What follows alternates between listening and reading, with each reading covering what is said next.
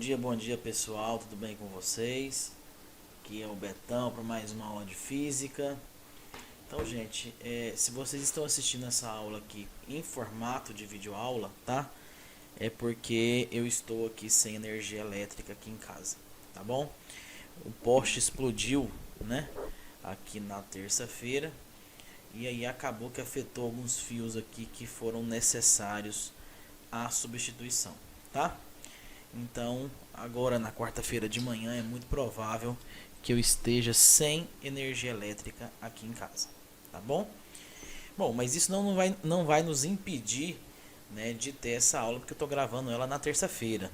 Então, fica um pouco mais tranquilo. Prometo aí que na semana que vem a gente volta com as nossas aulas ao vivo, tá? Realmente foi só imprevisto aí. Infelizmente, tem coisas que acontecem, né, que a gente não consegue ter controle, não consegue ter domínio sobre isso, tá?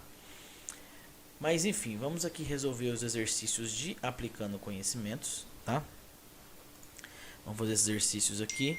Mas antes de fazer esses exercícios, eu gostaria inclusive de retornar ali na aula passada para deixar algumas coisas claras, gente. Deixar alguns alunos me perguntaram algumas coisas, né? Então eu vou estar explicando aqui algumas coisas novamente, tá? Então veja bem, isso aqui nós temos dois tipos de lentes aqui sendo representados nessas imagens, tá? Nós temos primeiramente aqui uma lente convergente, como vocês podem perceber, ela está convergindo os raios luminosos, tá? Então essa aqui é uma lente convergente e essa aqui é uma lente divergente, tá? Ela está divergindo os raios luminosos, tá?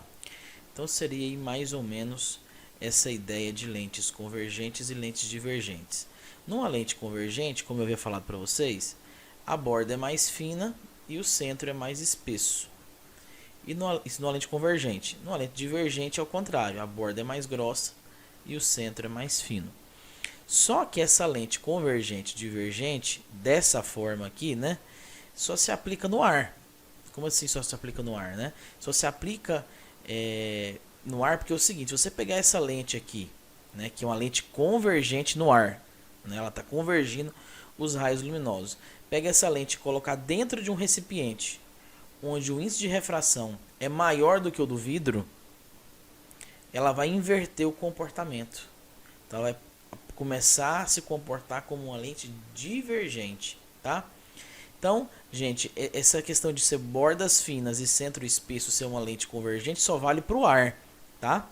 Se por acaso você pegar essa lente e colocar ela lá dentro de um outro recipiente onde o índice de refração é maior do que o do vidro, ela inverte, tá?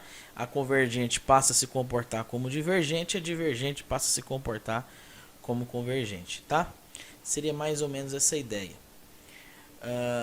Mas falando de ar, né, vamos falar aqui falando de ar mesmo, vamos pegar algumas representações aqui nesse caso. Ó. Aqui nós temos o foco principal, né? Nós temos o ponto aqui antiprincipal e nós temos o objeto de azul, né, colocado antes, né, do nosso ponto antiprincipal. Quando isso acontece, né, você tem a formação aqui fazendo aqueles raios notáveis, né? Todo raio que passa paralelo aqui a esse eixo principal aqui, ele volta em cima do foco. Todo raio que passa pelo vértice continua e todo raio que passa pelo foco volta paralelo, né? Então há aqui a formação da nossa imagem. Vocês podem perceber que é uma imagem real, né? Porque ela está do outro lado. Agora é o seguinte, a imagem ela é real quando ela está do outro lado e ela é virtual quando ela está do mesmo lado do objeto, tá? Então nesse caso aqui é uma imagem real que está do outro lado, tá? Então ela é uma imagem real. Nesse caso ela é invertida porque o objeto está assim e a imagem está assim, né? Então ela é uma imagem real invertida e nesse caso menor, tá? Mesmo que a nossa lente seja uma lente convergente, tá? No segundo caso, eu vou colocar o meu objeto aqui, ó, em cima, né, sobre o ponto antiprincipal, que é esse 2F' aqui, tá? Então tá aqui o nosso objeto. A gente passa os nossos raios notáveis igual a gente fez na anterior, passa todos os raios notáveis. Vocês vão perceber que nesse caso o objeto ele é real de novo, que está do outro lado do espelho, invertido de novo, tá para baixo. Só que agora é do mesmo tamanho, né? Ele é igual em questão de tamanho, tá?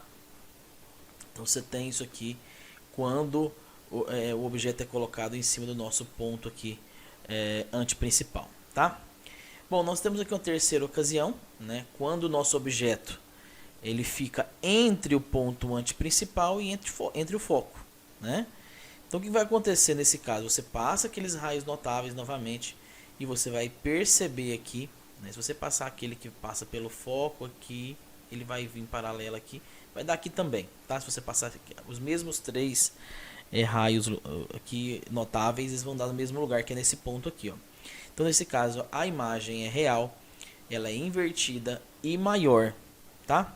Então é esse caso aqui quando é colocado entre o ponto antiprincipal e o foco, tá? Aqui nós temos mais um caso que é quando a imagem, o objeto, né, é colocado em cima do foco. Quando ele é colocado em cima do foco, não há formação de imagens, né? Então, nesse caso aqui, não há nenhum tipo de formação de imagem. E por fim, se você pega o seu objeto e coloca entre o foco e o vértice aqui do nossa lente, né? Se você colocar esse objeto entre o foco e o centro óptico, né? Vértice é lá em espelhos, né? Aqui é centro óptico. Então, se você colocar aqui entre o foco e o centro óptico, você vai ter uma imagem aqui virtual. Agora você pode perceber que ela não é do outro lado, ela é do mesmo lado. Então agora você tem uma imagem virtual aqui, tá? Uma imagem virtual direita, porque não tá para baixo, né? Ela tá para cima. E no caso maior, tá? Esse é o caso da lupa, né? Esse é o velho caso da lupa, onde as pessoas compram aquela lupa de aumento, né? Aquele velho símbolo do detetive, né? Então esse é o caso da lupa, tá? E nas lentes divergentes só existe uma situação, né? Aonde quer que você coloque o seu objeto, né? A sua imagem ela vai ser sempre virtual, que está do mesmo lado, né? Direita, né? E menor. Tá? Então vocês podem perceber que isso aqui é muito semelhante aos espelhos, né? Lembra lá do espelho côncavo? Ó, esses três primeiros casos lembram muito o espelho côncavo. Por quê? Porque é real, invertido e menor, real, invertida e igual, real, invertido e maior, né? E olha para você ver, quando é em cima não há formação de imagem em cima do foco, né? E quando fica entre o foco e, no caso aqui, o centro óptico, né? A imagem ela é virtual. É o único caso onde a imagem é virtual no espelho côncavo, desculpe, na lente convergente, né? Meu Deus, a gente sempre confunde, né? Mas no espelho côncavo acontece a mesma coisa, tá? Quando você coloca o objeto aqui depois do foco, né? Você acaba formando uma imagem virtual direita e maior que o objeto. Então, vocês podem perceber essa semelhança, né? Entre os espelhos, esféricos e as lentes esféricas, tá? Lembrando mais uma vez, né, que nesse caso aqui nós estamos falando de lentes, né, convergentes e divergentes em relação ao ar. Se você colocar essas lentes em um recipiente, colocar isso em um material onde o índice de refração é maior que a lente, é maior que a refração da lente, você vai ter então a inversão. O que é convergente passa a se comportar como divergente, o que é divergente passa a se comportar como convergente, tá? Então ficou aqui então, espero que tenha ficado bem mais esclarecida essa questão, né? E nós vamos resolver agora os exercícios. Mas antes de resolver esse exercício, eu gostaria de dar alguns recados importantes, né? Primeiro recado, tem uma aula extra disponível hoje, né? Eu resolvi gravar uma aula sobre prismas ópticos, tá? Uma aula exclusiva de prismas ópticos, falando tudo sobre prismas ópticos, demonstrando de onde que saiu cada fórmula, né? Tudo bonitinho, vai estar disponível no Classroom junto com essa aula, tá? Então tem a aula de hoje e tem mais uma aula aí de quase 50 minutos, que é uma aula extra, tá? Para aquelas pessoas que tentaram fazer os exercícios, né, de prismas ópticos, tem aqui uma aula especial para vocês, totalmente reformulada, né? Porque na aula de prismas eu só cobrei, né, aqui, durante o horário de aula mesmo, né, do capítulo anterior, vocês podem perceber que eu cobrei exercícios que não tem cálculo, né, que foi o que eu trouxe no material de vocês. Deixa eu puxar aqui e mostrar para vocês, ó. Olha só. Se você voltar aqui em prismas, ó, vocês vão perceber que nos prismas caiu só aqui, ó, o exercício número 9, né? E foi um exercício absolutamente teórico, né? Eu não sei se nesse exercício de aprofundamento aqui, de consolidando saberes, que eles são mais complexos, né? Se tem exercícios de prisma com cálculo, né? Eu não sei se tem aqui. Deixa eu ver se tem. Não tem, gente, ó. Não tem nenhum exercício de prisma aqui com cálculo, tá? Então, assim, igual eu falei pra vocês, né? Eu tentei aí, naquela aula, ser fiel ao material, tá? Mas se mesmo assim você quer saber da onde que saiu cada forma daquela, quiser uma aula bem completa sobre prismas ópticos, tá? Se você tentou fazer os exercícios de prisma, aqueles exercícios de cálculo, né? Você pode ter acesso aí a essa aula aqui no Classroom, que está sendo postado junto com essa aula de hoje, tá? Bom, gente, vamos fazer então esse exercício aqui do aplicando conhecimentos, né? Vamos começar aqui. Eu vou fazer as 4 primeiros exercícios, tá? E deixo dos 5 para frente para vocês tentarem fazer, tá bom? A questão número 1, ela vem falando o seguinte, ó. Considere uma lente esférica imersa no ar que possui uma face côncava de raio 5 cm e uma face convexa com raio 20 cm. Aí ele pergunta, a letra A, qual é o nome desse tipo de lente e explique, né? Então, gente, o que nós vamos fazer aqui nesse caso para saber qual é o nome desse tipo de lente? O nome da lente, ele é definido pela maior face, tá? Então, nesse caso aí, vamos analisar, ó. Uma face é côncava, né? E a outra é convexa. Então, a gente vai ter que analisar aí o seguinte, ó. Qual que é maior? A convexa é 20 centímetros, né? E a côncava é 5. Então, essa é uma lente convexo-côncava, tá? Então, vem primeiro, é o nome composto, vem primeiro o nome de maior raio e depois o nome de menor raio. Então, essa é uma lente convexo-côncava, tá bom? Então, tá respondida aí a letra A, a resposta é convexo-côncava, tá? Na letra B vem assim, essa lente é convergente ou divergente, né? Então, nesse caso, as lentes convexo-côncavas, elas têm as bordas mais grossas, né? Então, as bordas é mais grossas, as bordinhas, e o centro é mais fino, né? Então, nesse caso, se ela estiver, aí ela pergunta se ela é convergente ou divergente. Como ela está imersa no ar, né? O índice de refração do ar é menor do que o índice de refração da lente, então essa é uma lente divergente, tá? Ah, Betão, quer dizer que ela pode se comportar como uma lente convergente? Pode. Se você pegar essa mesma lente aí e colocar ela no meio de propagação, né? Onde o índice de refração é maior do que o do vidro da lente, ela vai inverter, tá? Ela vai passar a se comportar como convergente e não divergente, igual tá aí, tá? Se você tiver em dúvida ainda, né, se essa é uma lente convergente divergente, volta lá em cima desse capítulo, lá em cima tem as nomenclaturas de cada lente, cada tipo de lente, e vê lá qual que é a convexo côncava, que você vai ver que ela tem as bordinhas mais espessas e o centro mais fino, tá? Então, se ela está no ar, ela é uma lente divergente, tá? Se ela estiver no ar, tá? Vamos para a questão aqui de número 2. A questão número 2 fala o seguinte, ó, a imagem mostra uma lente utilizada na fabricação de óculos antes de ser recortada de acordo com a armação. Descreva o tipo de lente e o comportamento óptico esperado se ela estiver imersa no ar. Então, mais uma vez, ela está imersa no ar. Então, vamos analisar as bordinhas dela. Você pode analisar pela foto aqui que a borda é mais grossa, né? Ela tem a borda mais grossa e o centro aqui, você pode analisar que ele é mais afundado, tá vendo? Então, bordas grossas e centro mais fino, né? Então, o que você vai falar? Que nesse caso aí, como as bordas são espessas, isso se trata de uma lente divergente, porque ela se propaga no ar. Então, descreva o tipo de lente. Lente divergente, né? E o comportamento óptico, né? De uma lente divergente, ela vai fazer o quê? Ela vai separar os raios luminosos, né? Ela vai divergir esses raios luminosos, tá? Então, é uma lente de bordas espessas. Então, é uma lente o quê? Divergente, tá? Questão número 3. Fala o seguinte, ó.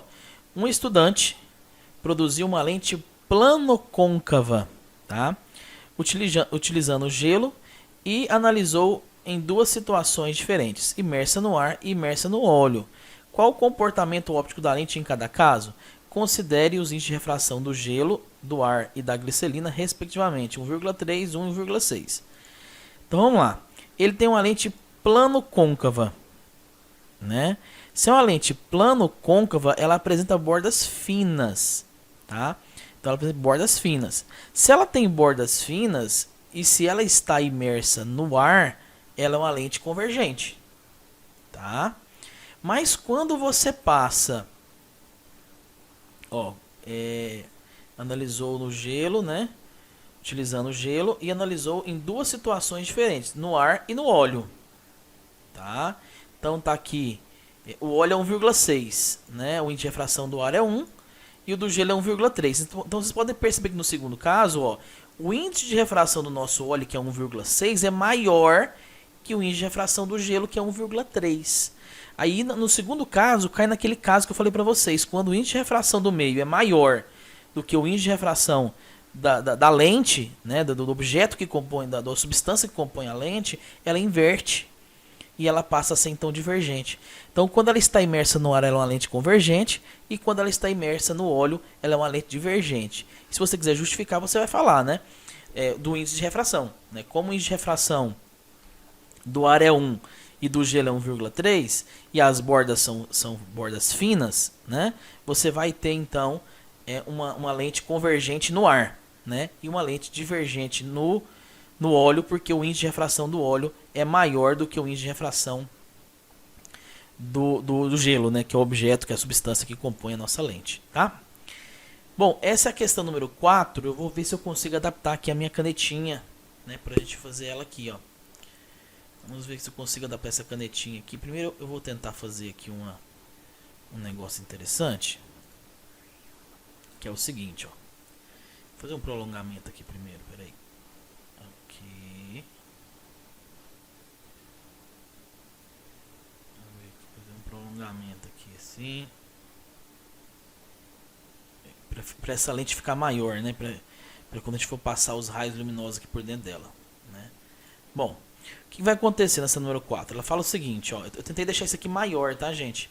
Ela fala assim, ó, por um erro, né, no processo de fabricação, uma lâmina de vidro apresenta uma bolha em seu interior e tem um formato igual de uma lente biconvexa. Isso aqui é uma lente biconvexa, tá, gente? As duas, né, uma lentezinha assim, ó, biconvexa.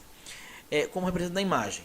Considere o feixe de luz representado, incidido perpendicularmente à superfície da lâmina, e esboce o trajeto do raio de luz através do sistema. Gente, o que nós vamos fazer aqui nesse caso? Olha só. Essa lente, né, se fosse imersa no ar, era para ser uma lente o quê? Uma lente convergente.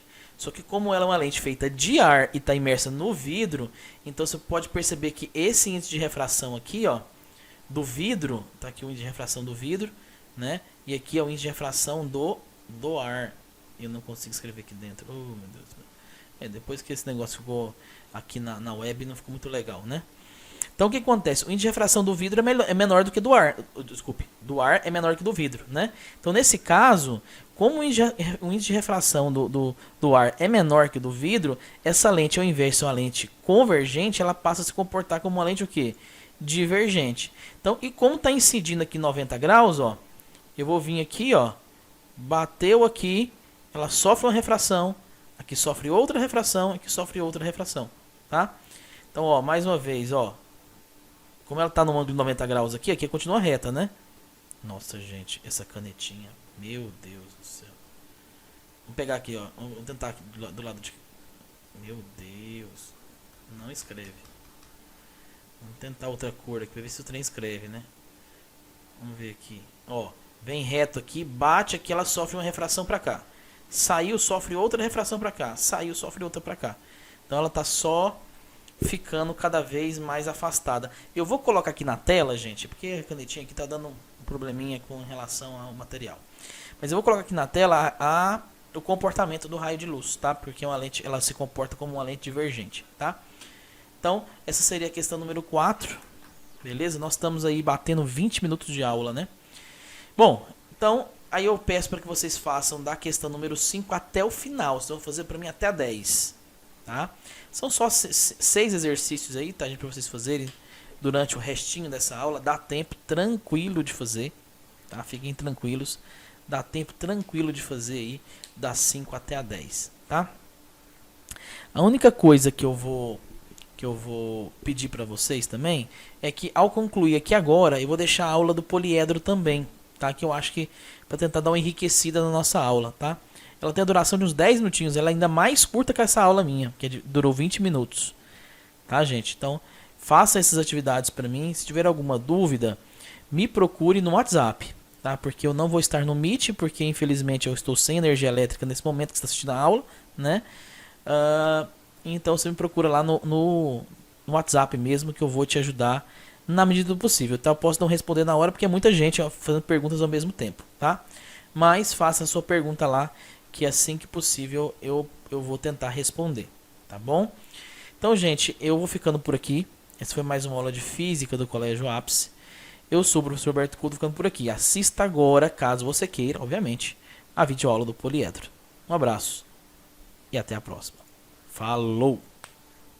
Oi, pessoal. Hoje nós vamos começar a estudar as lentes esféricas. Vamos lá?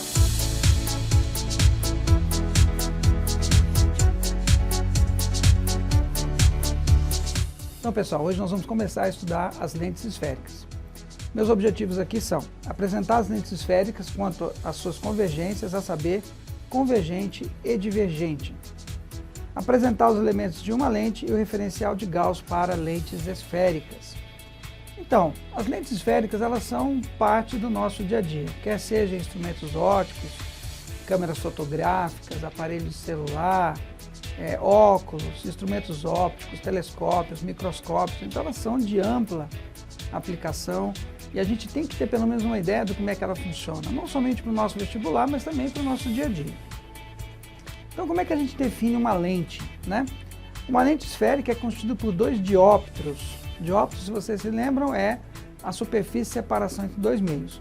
Um deles obrigatoriamente tem que ser esférico, como uma lente esférica, e a outra pode ser uma superfície plana, não necessariamente plana, mas um tem que ser esférico e o outro pode ser esférico ou plano. De acordo com essa definição, nós temos as classificações das lentes. Aqui em cima, a gente observa as lentes de bordos delgados, a ponta dela é fina, e aqui embaixo as lentes de bordos espessos. Normalmente a gente associa lentes de bordos delgados com lentes convergentes, a gente vai ver daqui a pouco o que é, e as lentes de bordos espessos com lentes divergentes, mas não necessariamente é isso, a gente precisa entender bem. A nomenclatura, né? Nós vemos aqui uma lente biconvexa, as duas faces dela são convexas. Essa lente aqui é uma lente plano-convexa e essa lente aqui é uma lente côncavo-convexa. E você me pergunta, Faria Pires, como é que eu sei qual é o nome que vem primeiro? Então, olha o seguinte, observa essa figura aqui. Se você fosse traçar um raio para esse arco de circunferência aqui, dá para perceber que o raio desse arco de circunferência seria maior do que o raio deste arco de circunferência. Como a face côncava tem um raio maior, ela vem primeiro. Então, a superfície que tiver um raio maior vem primeiro. Então, essa lente aqui é uma lente côncavo-convexa. Aqui embaixo nós temos a lente bicôncava. Observe que ela tem os bordos espessos. Aqui uma lente plano-côncavo e aqui uma lente o quê? Essa superfície aqui, ela tem um raio de curvatura maior do que essa superfície. Então, essa aqui seria uma convexo-côncava. Convexo-côncava. Dependendo da característica da lente, se ela tem bordos delgados ou bordos espessos, e dependendo do meio onde essa lente está, nós veremos em oportunidades posteriores, essa lente pode ter um caráter convergente ou divergente. Então, uma lente convergente, observem vocês que ela, de um pincel de luz paralelo, ela vai convergir esses raios de luz para um ponto. Esse ponto a gente chama de foco da lente, ok? Já uma lente divergente, ela vai fazer com que um pincel de luz que chegue a ela paralelo ao seu eixo principal, ele diverja de tal maneira que o prolongamento dos raios luminosos refratados, eles vão passar por esse foco, tá certo? Então, essas lentes têm aplicações distintas. Por exemplo, a gente vai ver depois que se você tem miopia, você usa uma lente divergente. Se você tem hipermetropia, você vai usar uma lente convergente. Então, as duas lentes têm aplicações. E como é que funciona isso? Se uma lente de borda fina está em um meio cujo índice de refração da lente é maior do que o índice de refração do meio, ela vai se comportar como uma lente convergente. Já se uma lente de bordas finas estiver em um meio cujo índice de refração da lente for menor do que o índice de refração do meio, ela vai ser divergente. O oposto ocorre com a lente de bordo espesso. Se ela estiver num meio cujo índice de refração dela for maior do que o índice de refração do meio, ela é uma lente divergente. Já se ela estiver em um meio cujo índice de refração dela for menor do que o índice de refração do meio, ela se comportará como uma lente convergente. Então não adianta a gente bitolar, né? Guardar, bordo delgado é convergente, bordo espesso é divergente. Não, depende da geometria da lente, mas também depende do seu índice de refração, ok? Alguns pontos importantes de uma lente é a sua distância focal, e essa distância focal a gente aprende em oportunidade posterior que ela vai depender do índice de refração da lente em relação ao índice de refração do meio e vai depender dos raios de curvatura das duas faces. Diferentemente do espelho circular, do espelho esférico, melhor dizendo, onde o foco na condição de paraxialidade era metade do raio de curvatura da lente, aqui não. Aqui vai depender dos raios de curvatura das duas faces da lente, tá certo? Observe essa representação aqui. A gente denota uma lente de bordos delgados com uma setinha na ponta e denota a lente de bordos espessos dessa forma. Então, esta representação aqui com a setinha significa que a lente tem bordos delgados. Essa representação aqui é de uma lente que tem bordos espessos. Alguns raios notáveis de luz necessários à montagem de uma imagem. Então observe, um raio de luz que se aproxima paralelo ao eixo óptico da lente, que seria idêntico ao eixo principal de um espelho esférico, ele se refrata passando pelo foco. Se um raio de luz se aproxima passando pelo foco, ele se refrata paralelo ao eixo principal.